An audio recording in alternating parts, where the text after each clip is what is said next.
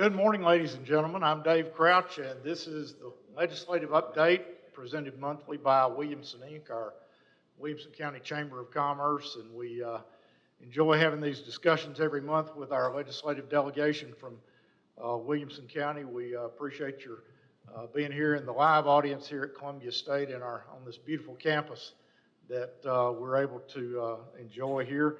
Also appreciate our TV audience with WCTV watching us, and the radio audience from WAKM. Hope you all enjoy the program this morning. We've got with us this morning all of our legislative delegation from Williamson County, our majority leader of the Senate, our 23rd District State Senator Jack Johnson, our Tennessee Speaker of the House, Glenn Cassida, also our 63rd District State Representative, and from the 65th District, Sam Whitson, State Representative, and from the 61st, Brandon Ogles. Gentlemen, we appreciate you taking time to be here, and it's been an interesting week. Sounds like y'all have been really busy, and we look forward to delving into some of the things that have been going on. I will mention this morning I'll moderate things for most of the session today, and then at the end we will try to save some time for questions and answers if you have things that you would like to ask these gentlemen. The big news this week was about education savings accounts and vouchers. Lots of unusual negotiations going on, I think, both in the House and the Senate. Glenn, the House was a little ahead of the Senate in getting something passed along the lines that the governor had requested to provide school choice. Tell us how that went. There was a little 40-minute delay in getting a final vote, I think. How does all that work? It was a very close vote, and actually when the board closed, it was 49-49, and I just met with a couple of members and said, do we want to continue on the same track we're on, which is keeping children in these failing schools, or do we want to take a step in a direction of thinking outside the box? We're talking 5,000 children out of a school population in the state of 1.1 million children. Let's try something outside the box. And so I spoke to a couple of members, and one said, well, two of them actually said, Glenn, okay, let's try it. Let's support the governor.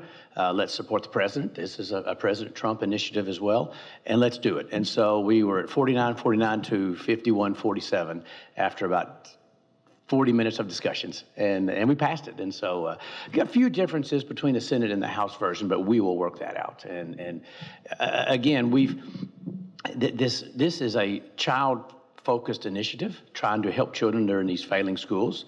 One other thing that I want to stress is not only does it only affects 2 counties, or at the end of the day will only affect 2 counties. One other thing that I hear a lot is, well, let's put more money into public education. Well, for the past 8 years in these failing schools and across the state, we've put $1.8 billion, that's with a B, new dollars, and it's helped most of the schools.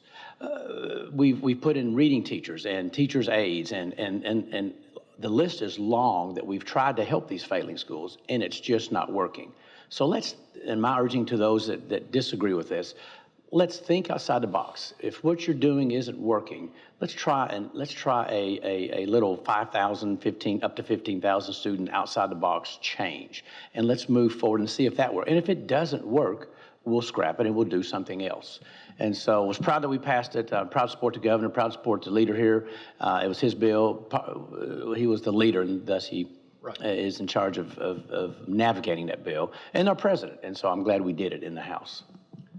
Jack, got a brand new senator that cast his first vote a little unexpectedly in favor of the voucher bill after campaigning against it. How does that work? How do you make that happen?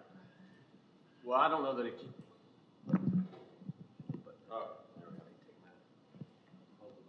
Okay. Hello. All right. There we go. I I don't know that he campaigned against it. I would challenge on that. I think he was asked about a lot of misinformation about, you know, the ESA bill, and that happens. That's why we're here, is to get the So real story. I spent, gosh, I probably spent 2 hours yesterday afternoon on the phone with teachers, constituents, school board members, talking about the bill. And in most every case, once people understand what it is and what we're doing, and understand how much misinformation is out there, they say, oh, well, that makes sense. I mean, no, the world's not going to end. You know, public education's not going to just crash and burn because we passed this very narrow, limited pilot program, and it is a pilot. And Glenn is exactly right that we have 1 million kids in K through 12 in public schools in Tennessee. This plan, if fully implemented, would be 15,000 kids in 2 LEAs, the 2 LEAs in the state.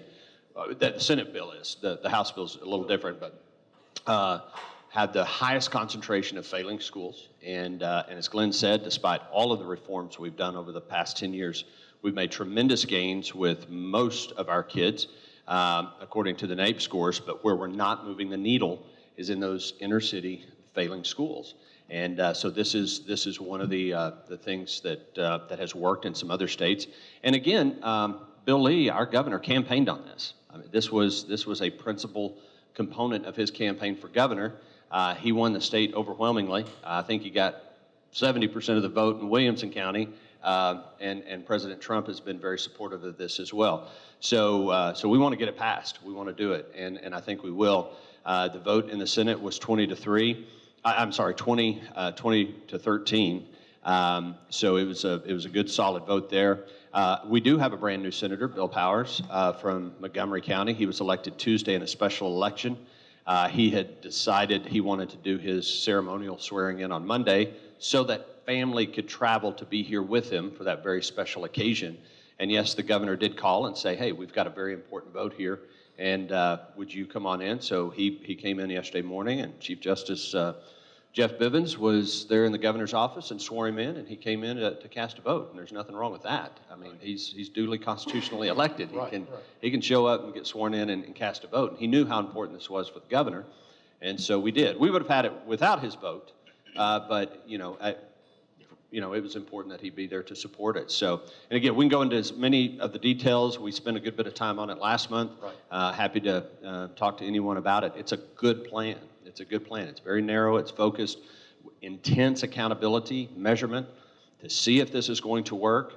And it'll take years to see if it works. That's the thing. This is not something you just flip the switch and you automatically see results. But expanding educational choice is important. And let's remember, we as a state have a challenge. We have a responsibility to see that kids are educated. We do that with most of our kids through a public school system, okay? And that we have created. The state has created a public education institution in Tennessee, and that's what we use. When that is failing kids, we absolutely, as a state, have not only the right, but the responsibility to do something different. And these dollars are appropriated not to go to a public school. They're appropriated to educate a child. And so if we decide that the dollars need to follow the kid into another type of educational environment that's better for that child, there's nothing wrong with that, and that's what we're going to do. Yeah, I would encourage you, if you missed the program last month, it is available on YouTube video at the WCTV. And on my website. Facebook page. On Jack's Facebook page. And Jack went into a really clear discussion about his position on it last month, and so we won't spend too much time on that this month. But there is another side of the story, though. Sam, you voted against it, I understand, and tell us your thoughts about it. Well, I was the middle child, so I'm used to this, okay? So, if you know what sibling order there. Listen, Jack is right. The governor ran on this, so that's no surprise. And I voted for our governor, and he won overwhelmingly. And during my campaign, my concern was a growth component in the BEP, and I established that until we can solve that, I'm not a fan of vouchers. And for various reasons, and there's good points for vouchers the senator talked about, but to me, there's other concerns about it. So I knew I had a problem when the governor won, and I won, and I got nearly 80% of the vote in our county. And so I went to my speaker, my leader, my advisor, and I said, Glenn, I got a problem. And I said, this is what I campaigned on. I got to stand by that. And Glenn said, look, and he said, you stay by your word. Consider, though, what the governor is offering, though. But he said, look, you vote your district, vote your conscience, and I'll back you up, okay? So that's the only time we talked about vouchers the whole time I was up there. No promises, no pressure. To me, it was a vote, a commitment that I made early on. And so I sleep good at night. And listen, I'm still a big fan and supporter of our governor, okay? And I'm a big fan and supporter of my speaker, and I'm a big fan and supporter of my senator, okay? And, they are going to work out the difference, okay? But I still don't, continue to take the position I have, and I just don't want people to get angry about it, okay? On both sides, please. Let's just system work. There are other great initiatives that we're working on up there too, and but I will continue to take my position on that, and I look forward to continue to working with my colleagues on other issues. Brandon, how did you ultimately decide how to vote on this one? Well, this was a hard vote for me originally, because when I first heard about what a voucher was while I was campaigning versus what this bill is at present day when we voted is very different. And some of the issues I had with the bill actually got amended. That was part of the behind-the-scenes process of how what we do works. I needed specifically for Williamson County Schools to be safeguarded, and I said that. And the bill was amended, and that was done. This will never affect Williamson County Schools. It's not going to take any money away from our district. This is specifically targeted for those failing districts. So once that was done, and once the program was, I would say, throttled back, it's now a pilot program.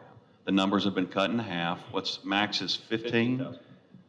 We didn't have those safeguards before, but that was part of the process for people like me to protect my specific school district, what we had to have to feel good about that vote. And I do support my governor, and I trust him, and he's done some amazing things and will champion public education. But this is not, the sky's not falling. He's not going to degrade public education. He's not trying, there's no cynical motives in place. He loves these children in these schools, and he's going to work hard to fix these school systems.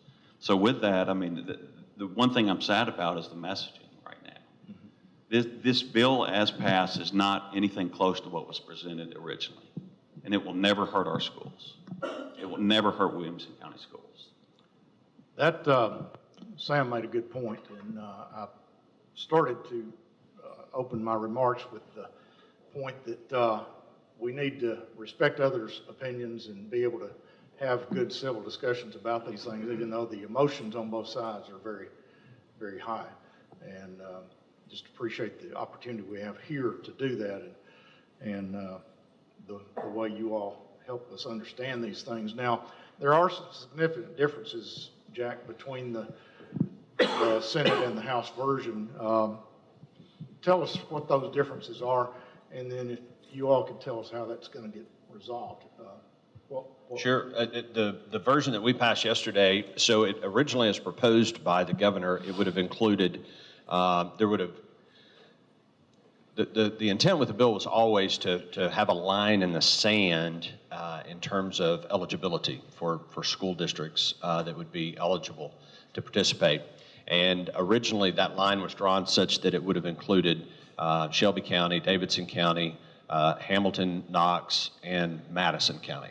And then the Achievement School District, which is a state run for priority schools, some of the worst performing schools, but they're already included. Conversations on the Senate side were, look, this is 15,000, it's capped at 15,000. There was a version that was at 30,000. Brandon is exactly right. But ultimately, when we got to it, if it's going to be 15,000 kids, there's two objectives here for this. One is to obviously help kids. That's the number one objective, is to get these kids out of these failing schools and into a better educational environment. The other is to gather data and to figure out how this works. We can look at other states. Florida has had tremendous success with this, and I talked about that some last month. But you still don't know how it's going to work in Tennessee. What's the participation rate going to be? You know, there are just a lot of different factors. And so the decision was made to concentrate it more in two LEAs so that the monitoring and that the data collection would be better. You would have enough data, you know, from those districts. And quite frankly, and I'm not picking on them, you know, there are socioeconomic factors involved, but the vast concentration of these failing schools are in Shelby County schools and Davidson County schools. And so that's where we should focus our energy. So the Senate version of the bill takes it down to those two districts, Shelby County schools, not to be confused with the entire county of Shelby County, because there are multiple school systems in Shelby County, but the one that has the failing schools is Shelby County schools. There was some consolidation that took place in Shelby County, and then Davidson County schools, Metro Davidson, which is the entire county of those schools. So it's limited to that. Up to 15,000 kids. Everything else remains the same. If a child uses an LEA, goes to a private school, we backfill that money to the district for 3 years. So they get all the money that they previously were going to get for a child, but they don't have the child to educate. So that increases the per capita student funding in those districts. So they get more money. You know, I'm still getting emails and calls, you're taking money out of public schools. No, we're not. We're putting more money into public schools, specifically those that have kids leave for the LEA. After the 3 years, they get to keep their local portion. In Shelby County, they spend about $12,000 a year per child. The ESA is $7,300.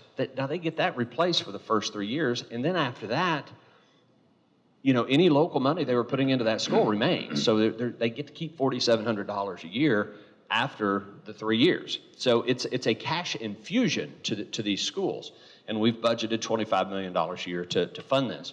So all of those elements remain the same. That's a critical difference. There was some debate about homeschooling. Should you be able to participate in the Senate version of the bill does include homeschooling if the homeschool family is under an umbrella organization that offers testing, and that's a big component. How do you know if a homeschool is failing? Well, because they're participating in an umbrella organization and they're taking the same test as the public school kids.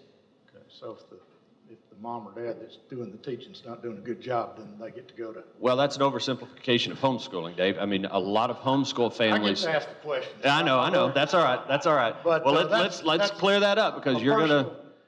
confusion I had about all this. Yeah, so a lot of homeschool families, they do some of the teaching at home, but they're in a umbrella organization. They're part of a group. You know, they work with other families, and so they come together for instruction and classes. And that is recognized by the Department of Education. And through that umbrella organization, we can assess them, we can take tests, we can require them to take the necessary tests to, again, get the data. We want to know how these kids are doing. Are they proceeding better? So that's a difference between the Senate and the House version of the bill. Otherwise, I think they're pretty close. Okay. Conference committee, how does that get worked out? They'll send the bill over to us. We will not recede from our actions for the purpose of going to a conference committee. We will conform to the two counties. There's no doubt in my mind we'll go with that. The homeschooling issue, the House does look at it a little differently, so that'll be on the table to discuss. And the illegal immigration, we're going to look at that as well. So those are of the three primary differences. One, it will be easily solved. The other two, we'll work around it and figure it out, because we do want this to pass. Another major bill, Sam, that you have had a significant part of is what's now being called the Katie Beckett bill. And we didn't get into it very deeply last month, but tell us what that bill does. You're the sponsor. There's, I think, like 80 of your colleagues that are signed on with you on that. Tell us what it does and where it is. Well, thank you, Dave, for a chance to explain that. Katie Beckett, and we briefly talked about it last time. In 1980, when President Reagan started taking a look at how he could reform Medicaid, he discovered a young lady named Katie Beckett who was, because her family made too much money, if they brought her home from the hospital for her care, the Medicaid coverage would stop. But it cost so much more for her to be institutionalized for that care. So, of course, President Reagan, being a very common sense president, said this is not right. So we can do better services, we can keep families together. But what the tragic part about that was that the families now in Tennessee, to get this coverage for Medicaid, we're talking about the most severely disabled children with the most complex medical problems. We're talking about children between 1 and 18. Generally, unfortunately, they don't live past to 18 because of the complexity of their medical conditions. But their families, to qualify, in which they can qualify for, if they get a divorce, quit their job, separate, give up custody. It's just fundamentally not right in what we stand for. So nearly 80 of my colleagues have signed on with the leadership of my speaker, who I think that's the only time you called me to your office this session, is how we're going to get this done. And we worked with the Tennessee Disability Coalition, the Department of Intellectual and Developmental Disability, TennCare. And I tell you, TennCare is a very complicated program. As the budget is unbelievable. For every dollar we spend from the state of Tennessee, we get 2 from the federal government. So there's always strings attached. So what we have to do to start this program is to get a waiver from the U.S. government to do this. Now, there's various types of these waivers across the country. We're one of I think, the only state that does not offer that right now. So we got to be careful that we contain the costs, that we establish the eligibility for this, and we come up with a $27 million program that we put in the budget, in the House budget, and it was approved in Budget Committee this week. Came through Brandon's sub in full, and it has overwhelming support. There is a lot of push for this across the state, and when you meet these families, it really gets to you. There's a little girl named Zoe that it makes you want to cry every time you see her, but she is absolutely the spokesperson for this program. So we're working on it. I'm looking forward to the governor helping us out on this as we continue to negotiate the budget down the road. And again, I'm the sponsor, but I tell you, it's a team effort. I mean, I got to give credit to Representative Matthew Hill as the chairman of the TennCare Subcommittee. He's the one that really said, we're going to do this, we're going to fund it, we're going to make it, we're going to get this thing through. And I really appreciate it. The speaker came on board first and said, we're going to do this, this is the right thing to do. And so we're continuing to push for it. That's just one of the great pieces of legislation that we have across the entire General Assembly, and I'm looking forward to being a small part of getting that thing through. Let me chime in, Tom. We'll pass 320 bills in any given year, but of that 320, 300 are routine. They're just the state doing business. 20 to 25 are significant. And so to pass a bill of this breadth, it's Sam. It's amazing what Sam has done, and navigating through TennCare, navigating through the Department of Health, the representatives, the senators. It is a Herculean job, and Sam took that and ran the ball down the yard and punched it into the end zone. We're real close. Senate wants to do it. We want to do it. Got some differences, but we'll work that out. And so we're excited about this, and it's kudos to Sam for navigating the minefield. Trust me, it's a minefield. Yes, and he warned me, never get involved with cockfighting, annexation, and judges. But also, there's another bill we have, Dave, that we got great support on, is the establishing an Alzheimer's Council under the Commission of Aging and Disability in the state. And we're creating a new 12-member board to look at this pending health crisis we have in Tennessee. 1 in 3 people in here will either have Alzheimer's or have a family member that they have to deal with it. Baby boomers are getting older. I think at one time, baby boomers made up 40% of our population. Now it's 20%, but that is going to represent a significant problem for our state. We don't know right now exactly how much that's going to cost. It's going to be devastating to our economy, to our healthcare system. So we're going to take a jump on that, have this council to help us develop measures that we can deal with this and promote not only research, but also how do we help those who have to help those families with Alzheimer's. Back to Katie Becky just a minute, Jack. The Senate seems somewhat reluctant to just jump right in and approve that, and hasn't done so, as I understand it, yet. No, we have. Oh, have you? Yeah, our budget came out of subcommittee yesterday, and it does include the Katie Beckett funding. There's two parts to Katie Beckett, and again, I want to echo what Glenn said. This I don't think we'd even be talking about this if it weren't for Sam. I mean, he has been a leader on this, and it's good too. I've learned a lot about it. So there's two parts. There's Part A, Part B. Part A are the cases where it's extraordinarily complex.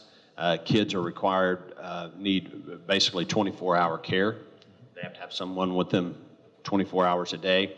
And the way the fiscal note came back from fiscal review, and these are estimates, there's no real way to know this, but they estimate that there are about 300 families that would be benefit from this, and they put a price tag on each family of $150,000. So that's obviously $45 million. As Sam said, he's exactly right. It's a 2-to-1 match, so we would need to appropriate slightly over $15 million for that. Our budget includes the funding for that part. About $15.6 million, draw down about $30 million from the federal government to provide care to roughly 300 families at $150,000 a year. Part B, which is equally as important, but it's a little harder to quantify, because these are cases where the child doesn't necessarily need 24-hour nursing care, but these families need additional help. And so it might be just a few hours a week, it could be a few hours a day. It gets quite complicated. And so what we proposed in our budget, and again, we'll work this out between the House and the Senate. It's not a fight, I don't at all, because we all want to get this done. But the conversations in the Senate was, let's have TennCare go and study, how many of these other families for this additional care needed, and to come back next year so we have a little bit clearer picture of what we're exposing ourselves to. And I don't need to remind anyone who's been in Tennessee for very long, if you remember what happened with TennCare back when it was originally passed and it nearly broke the back of the state. We still have members that remember that, and so we want to tread carefully. We want to do it. We want to get it taken care of. So we may end up doing it all. We may, but we're gonna need to have some conversations, I think, between the House and the Senate. But there's no disagreement whatsoever that we need to move forward on it. Yeah, for instance, you take a family that's making a total income of $110,000 a year. Of course, they don't qualify for Medicaid or any kind of federal benefits, but they have a child where the health care cost is $130,000 a year. And so what they do, they get a divorce or separate or give up custody so their child could get this care. But what we're going to also do on the Part B that Jack talked about is, and TennCare and DIDS will work out the rules on this, so it'll be kind of a sliding scale. They have to keep their private insurance. They have to offset that, but also as the family makes more money, the amount that the coverage they get, we will probably adjust that down, so we're just not breaking the program to make sure we get it to those who really need it. I was a little confused when I was reading the coverage on this. Is it tied to the Medicaid block grant issue, or is this a separate issue?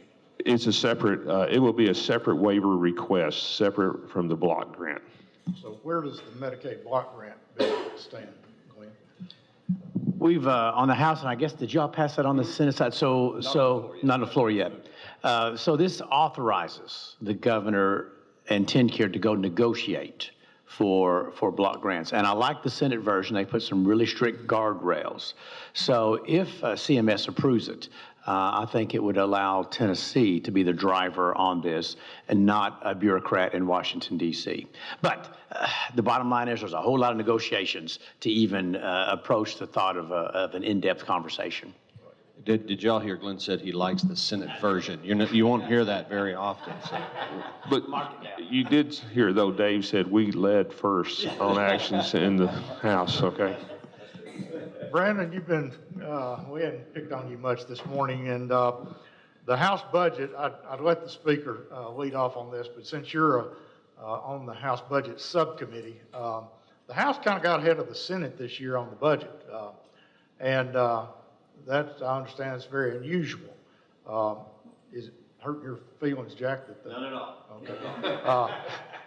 Tell us where we are on the budget. Well, I would love to say it's because they've never had a freshman on that committee before, and we helped push it through, but that's not the case. Glenn really, from day one, he championed the fact that we're going to lead, we're going to push hard, we're going to get this budget going.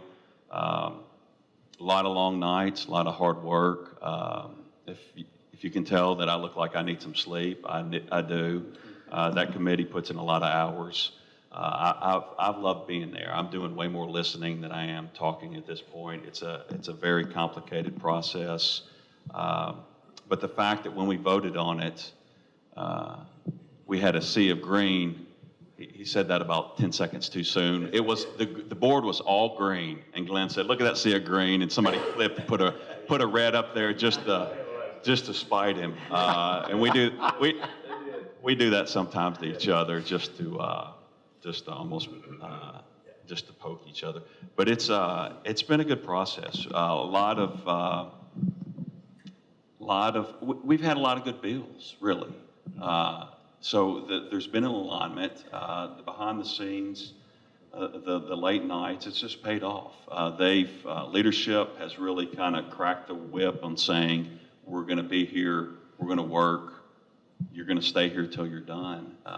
And we've pushed the process through, and the Senate's doing a good job as well. It's amazing to me to see how much these two are working together and how much back and forth. I always thought there was kind of a little bit of infighting, and I know we'll have that a little bit next week. But it's really a team effort, and the governor has done a great job working with us as well. So it's the alignment and the meetings and the open lines of communication, I would say, that has helped champion it and run it so smoothly. Let me brag a little bit on my peers. I mean, Jack drives the legislative agenda for the state of Tennessee. If it's a bill, especially if it comes out of the governor's office, Jack is front and center. Sam, of course, chairs one of our transportation committees and has taken a really amazing lead. They started traveling the state, working with solutions for the state. But I haven't got a chance to brag on Brandon. Brandon is, to my knowledge, the only freshman to ever serve on Budget Sub. Budget Sub is a committee on the House side made up of 9 members. It single-handedly drives the budget agenda for the House of Representatives. And there usually are 9 very experienced, everybody wants on that committee because it is the point of center on the finances for the state of Tennessee on the House side. And Brandon stepped in there as a freshman and is a heck of a team member. And part of the reason we're so successful is because our guys, there's 99 of us, 33 of y'all, so we have to, it's just more difficult because it's such a bigger body. But we did. Brandon and Sam worked his committee like rented mules, and Brandon worked long hours, and we pushed it through, and so I'm proud of these two, what they've accomplished, and I'm proud to serve with this one. I'll have to say that with a freshman governor, a freshman representative here in the county, a freshman Speaker of the House, and a freshman Senate Majority Leader, I was totally prepared for this year to be pretty much a non-event while everybody figured out who was going to do what. But Brandon's taken a hold. He's learned to negotiate like a pro really quickly. It really makes you feel bad to be at 10 Sam, did you teach him how to do that? No. I was going to say, you kind of feel bad at 10 o'clock at night watching the news, having a drink, and watching Brandon and them still in committee down there. And you think, oh my gosh, what did he sign up for? I have to tell a funny story. I guess it was Monday night. We'd weaned some cows at home, and there was a lot of noise outside.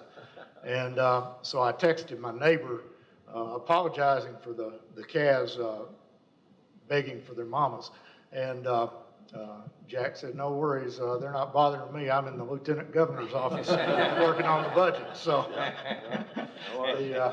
at least the cows didn't bother him. But a couple of things about the budget that appear to be different. And Jack, I want you to explain where the Senate is on this. But $225 million into the reserve fund.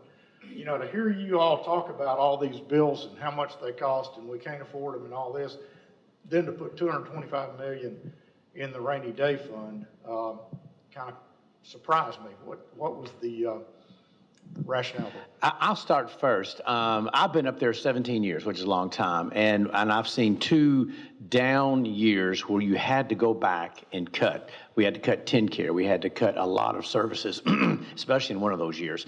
And as a legislator, it burns that in your mind, and you say to yourself, never again will I have to go back and take things from people that depend upon it. And so the reaction is we put money in our savings account preparing for that next downturn so that we can live off the excess for a year or even 2. So it does seem maybe illogical to some regards, but if you've ever been there, it stays with you. And let me also point out too, and I know this gets a little bit into the weeds, but if you just think about your family budget, you know, we have recurring sources of revenue, and then we have non-recurring. We have one-time money, and those pots come from various places. But just think about, you know, I've used this example before. You have a job, you get paid. As long as you keep your job, you know you can count on that money every month. Same with us in our budget.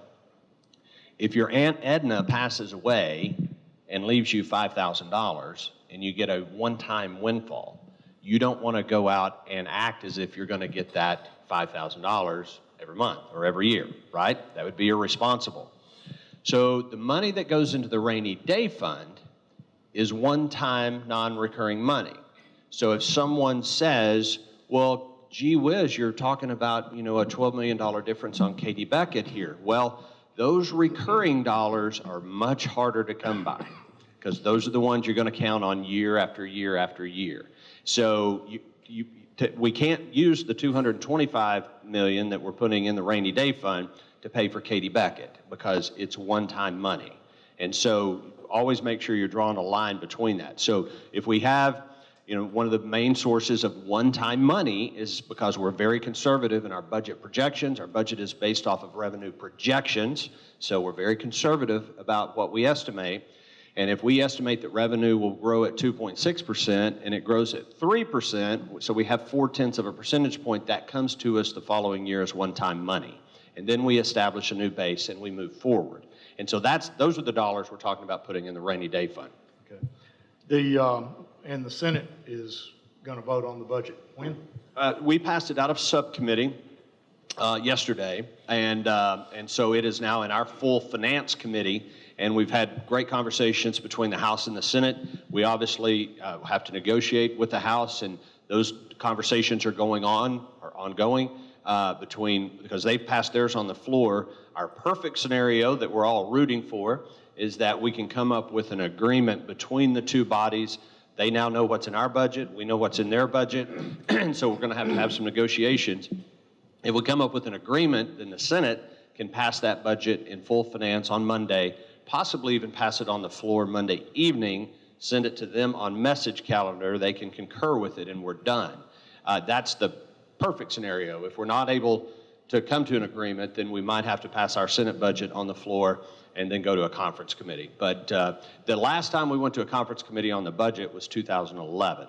So we typically, you know, try to have it worked out, you know, beforehand. So that's hopefully what will happen. And this is a great time to brag on Charles Sargent because we have, in the state of Tennessee, we've run our state government like we would run a home.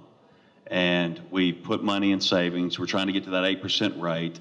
But if you look at the federal deficit and how the federal government runs their budget versus the state of Tennessee, we are one of the leaders in the nation. We're in every category. We're 1, 2, or 3 as far as financial stability. We are one of the best, if not, and I hope to be able to brag here in a couple of years, the best run financial states in the nation. There's states all over this union that are studying us and how Tennessee does things and the decisions we make. Sometimes it's hard. It feels like we're being almost too conservative. But the end goal is to be sure we are always in that place to provide with that tax revenue for our citizens and our voters. And Charles did a great job and was just tight with that budget for so many years and ensuring that we would be in a good financial position. Yeah, I was going to, and let me say this, Dan, I don't know if you know this, Jack, but Thursday we named the desk he sat at. That will have a plaque with him commemorating his years of service, his 8 years of service, his budget. Charles Sargent, yes, thank you. And so where he sat on the House floor, if anybody remembers where he sat, there is a plaque now, or will be a plaque there, commemorating the Charles Sargent and his budget sub and his chair and his service to the state for 8 years. So that'll be neat. I don't know if you knew we did that or not. Okay. That's great. Now, normally the budget's kind of the last thing to fall before you adjourn. Is that going to be the case this year? Hope so. The way the process works is we pass the budget, and then we have quote-unquote bills behind the budget, or might still have some bills that don't have any kind of fiscal impact to them. But yes, if we can get the budget passed this coming week, we're on track to hopefully adjourn next week. But that not a promise, but I'm cautiously optimistic. That's good. Just a program note here, we will have a wrap-up session next month here because I've got about 20 other bills I'd like to talk about, and we've got about 2 minutes before I wanted to open it up for questions and answers. But we will at least have one more session just to kind of get into more detail and understand more about some of these bills that have fallen. Transportation is a huge issue for Williamson County. And Sam, you're on the Transportation Subcommittee in the House. Tell us in a lightning round. Real quick, yes. Like they said, the way we fund things in Tennessee, we do not borrow money to build roads, okay? That's one of the legacy of the Improve Act. And this past week, the TDOT released their 3-year multimodal transportation program. Good news is this, they will start construction this year on a new interchange at Buckner Road in Spring Hill. The federal government gave $25 million. They turned that over. The state, TDOT took that, and they have to use that money quickly, so there will be dirt moving on a new interchange at Buckner Road. On I-65, they'll take a lot of traffic off 31. But also the good news is when TDOT puts a program on a 3-year plan, that means that it's going to be completed. So between Duplex Road in Spring Hill, all the way up to the Kroger at Mac Hatcher and at the Target here in Williamson County, that made the 3-year plan. So they'll start the environmental work and then the preliminary engineering work over the next few years. So that program, new 4-lane road, US 31, is in the works. Also, in the work is the Mac Hatcher from Murfreesboro Road 96 over to US 31 there at the Kroger Mac Hatcher. That was put on there. So they will span that from the 2 lanes to the 4 lanes. Preliminary engineering work has been authorized on that.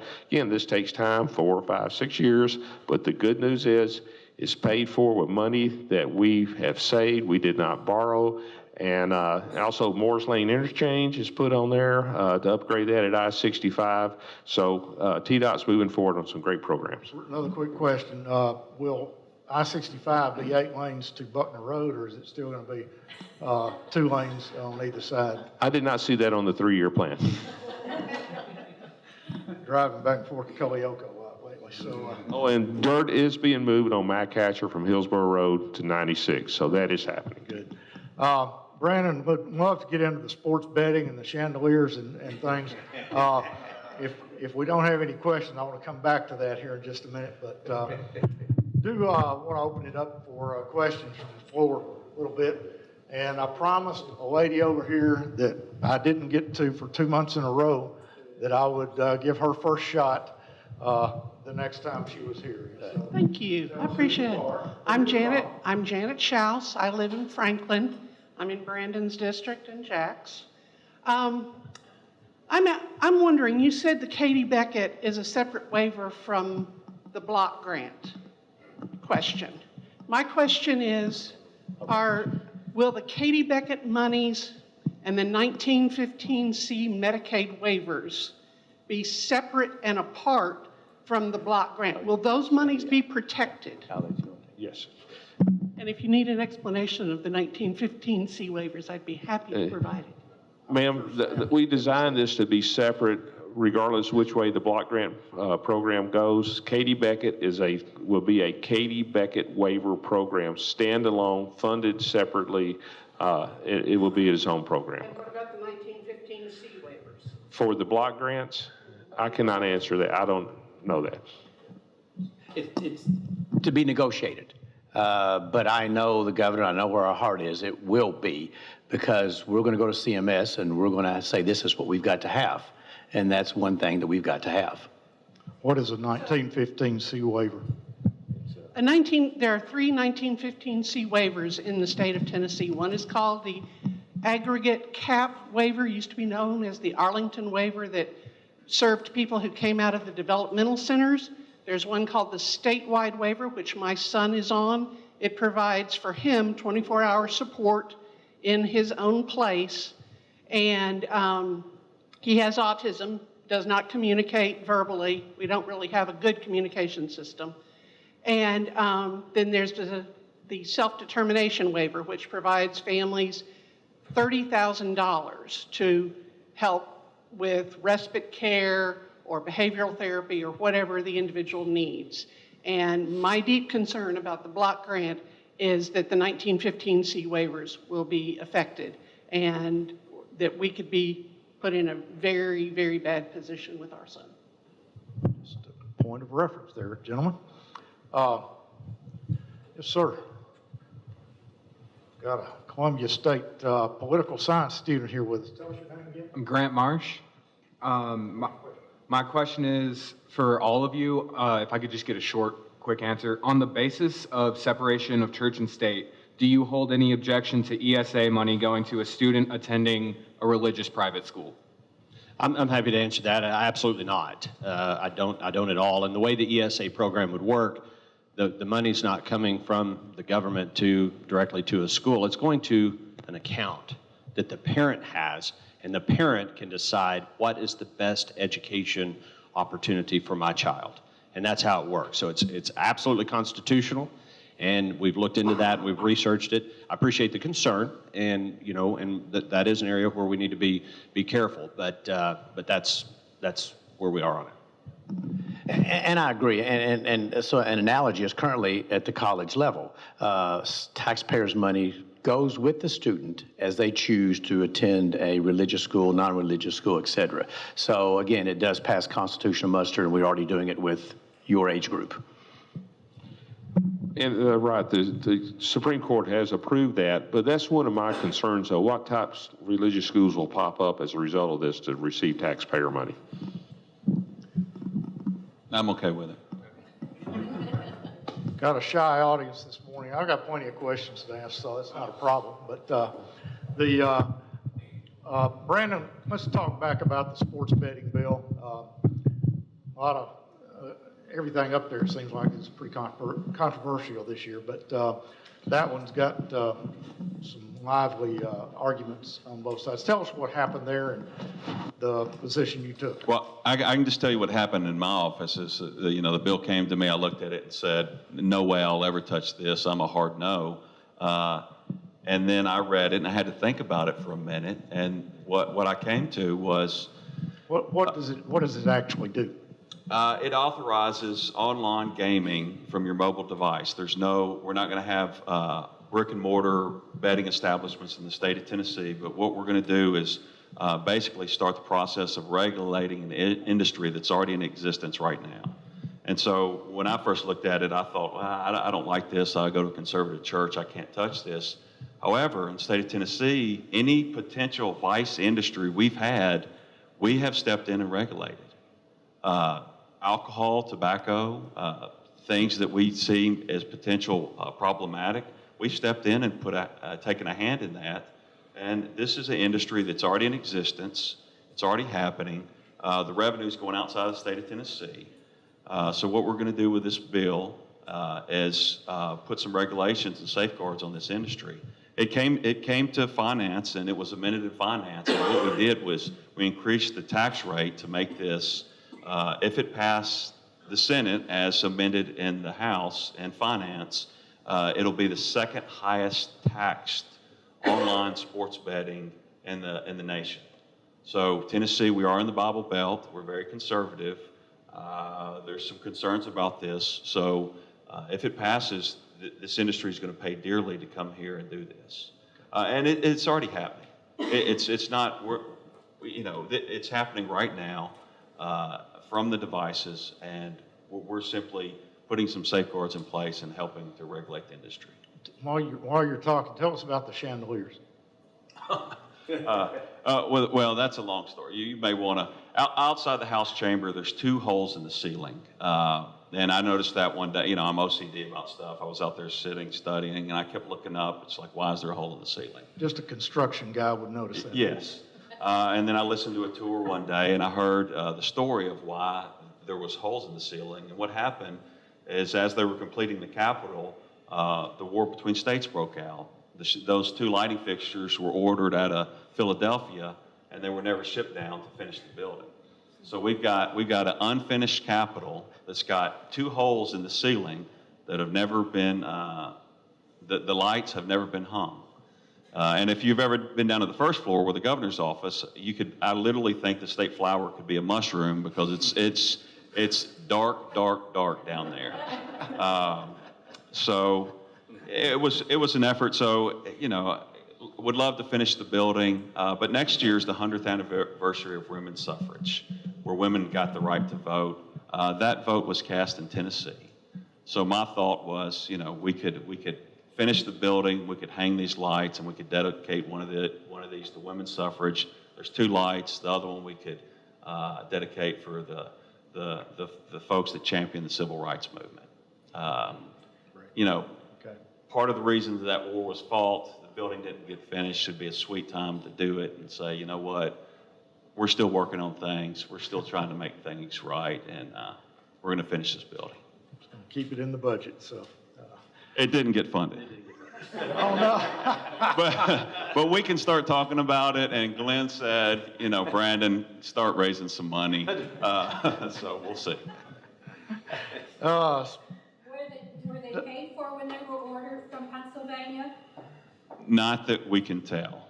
But now because of it hit the newspaper, the chatter has begun, and that was part of the effort of bringing it up, is just to start the chatter. Glenn and Jack, are we going to have daylight savings time next year? Or?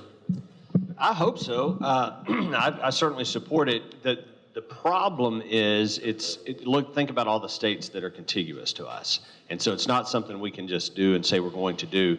I kind of oversimplified it when I was first thinking about it. And then I had some people in the business community come in and start talking about logistics between delivering goods and computer programs that work across state lines, and just the massive confusion that this would be, because half the time if none of the states around us did it and we did it, then half of the year you're on the same time as them, and then half the year you're not, and so computers have to be changed, and as your head starts exploding thinking about the consequences. So it really, very rarely do I defer to the federal government on anything. I don't like to, but this truly is, I think, constitutionally under the purview, because it does involve interstate commerce. So I think the bill, speak to the bill, Glenn, because I've kind of lost track of it. We all want it to happen. Maybe not everybody, but it is very, very popular. We would like to see it done, but we're going to have to work with the federal government. We did. We sent that request to the feds in a resolution form that they would change, because think of this. If you live in Chattanooga, Knoxville, Tri-Cities, and while North Carolina, D.C., New York City, Boston goes back an hour, you in Knoxville, Chattanooga try to stay the same. So all of a sudden, the East Coast is an hour behind you. You're on the same time as Newfoundland in the middle of the Atlantic Ocean. It's just not going to work in Tennessee because we're such a long state. But if the feds would say, nation, no more changing of the clocks, then it would work. Well, if you could do me a personal favor and just make us the same time zone as East Tennessee, because when I have appointments down there, I can never keep them straight, so. We'll call it Dave. I missed a funeral a while back because I was an hour late, but, trying to keep, Eastern Central Time, juggled, but, we'll stay tuned for that. The, couple more things, the, criminal justice reform, not been much said in the last, few weeks about that. I guess we can circle back and talk about that next month. Is there anything on the bubble there that is gonna change anytime soon? I know this is the governor's initiative next year, so stay tuned. He wanted to address some education reforms and a few other reforms, and it's, I like the way this governor's leading. Let's do one thing, let's focus on it, let's do it right, and then let's go to the next issue. You'll see it next year. I am on that committee. We've changed a lot of laws. We're trying to get people that have committed non-violent crimes out of the system quicker, because one of the, and this blew my mind when I got up there, the data shows there's a direct correlation for the fact that the longer you stay in jail, the more violent you become. So if you go in for writing bad checks, good chance it is, or if you stay in prison for a couple of years, you may come out as a violent offender. So for those non-violent crimes, we're changing laws. We're trying to get them help, get them treatment, and that's going to be a main focus of the governor next year. Okay. Same. There's been some criticism of the governor, and it's not warranted, is his Hep C $25 million to treat prisoners. There's about, we think about 4,000 prisoners with Hep C. The reason the governor had to do that, we would face a lawsuit where we could spend up to $100 million. So this is kind of to get ahead of the ball game so it doesn't break the state budget later on. So people said, well, why are they doing this for prisoners? It's something we have to do or we will pay for it later. We will revisit all of these again next month. Really appreciate you gentlemen taking the time to have these conversations every month. I know you are so busy, and we just appreciate you marking out some time so that we can have some one-on-one FaceTime about all these things. Just want to thank again everyone for being here. Got several people I need to thank for making this all happen, but Vanderbilt University and AT&T kind of in a financial way helped Aspen Grove Asset Management make sure it goes on WAKM, and we appreciate those dollars behind the scenes helping things out. Our coffee sponsor is Community Coffee, I think. I got it, good. And we're so glad to be here at Columbia State. Dr. Lampley, great facility, and we like to help showcase it. Just got a beautiful place here, and anybody that's thinking about going to college needs to check out Columbia State for sure. Thanks, Creed Henderson, the WCTV crew, Tom Lawrence, and the WAKM crew, and Kel McDowell and the chamber staff, Nancy Griffin. Matt, even though we keep missing him somehow, he does make things happen behind the scenes, and we appreciate all y'all do. But I hope you'll be back next month, final Friday of May. Actually, it won't be. That's the 31st, which is Memorial Day, I think, Kel. So watch your calendar, and we will be back here at the end of May for our next session to look forward to. Thank you very much.